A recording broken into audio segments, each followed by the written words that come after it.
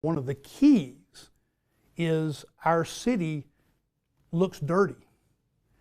And I mean, it's filthy, and that needs to change. Austin's new budget proposal calls for $500 million in new taxes and fees for people who live in the capital city. There are boosts as well in funding to help the homeless, public safety, and infrastructure.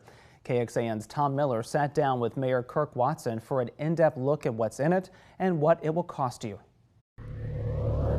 I think all in, it's going to be about an additional $95 worth of taxes and fees annually for a household. Will people see those services work better as a result of that? Oh, I think so. I'll give you an example. Well, there's a lot of money going into creating a better resilience at Austin Energy when you have times of disaster. So whether we have, God forbid, a wildfire or we have another winter storm.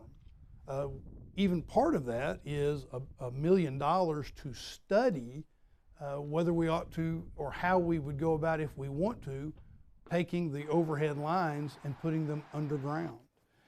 In addition, one of the things that would make government work better and we're trying to fix is we discovered that there weren't generators at all of the places we felt like we ought to have generators when the lights go out, like in that winter storm, including at fire stations. That was something we had inherited. Well, this budget allows for some things like that. I want to talk about homelessness. Yeah. The Ending Community Homelessness Coalition estimates that there's about 4,500 people who are homeless on any given night in Austin. Does this budget look at homelessness and does it help get to a solution? Yeah, in fact, this budget goes quite a bit further on homelessness. One of the things that I feel like we inherited when it came to the issue of homelessness was that there had been a kind of an all or nothing approach to it, which was permanent supportive housing. And while we need more permanent supportive housing, what this budget will do is it will make a difference on the entire continuum related to homelessness, including money that is in there for homeless prevention. One of the problems with enforcing the camping ban is if you go and move a group of people here and there's no place for them to go, they end up just going over here and then you're moving them here. So instead of doing that, we're putting money into what are being called emergency shelter beds, but they're essentially non-congregate shelter, so that we'll be able to do that.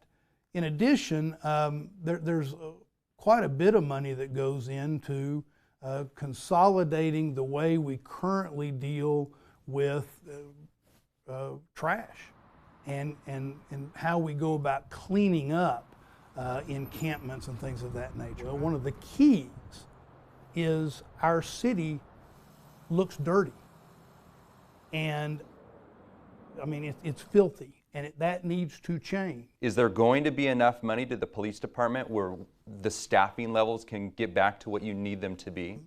We are going to be doing the kinds of things we need to do to incentivize more police officers to come into the system and to incentivize officers to not leave the force. This council has already taken action on that, and in terms of just in the past few months, guaranteeing salaries, even in the absence of a police contract, guaranteeing salaries and guaranteeing retirement benefits. But in addition to that, the council voted a 4% pay raise for all the police officers. Tom Miller, KXAN News.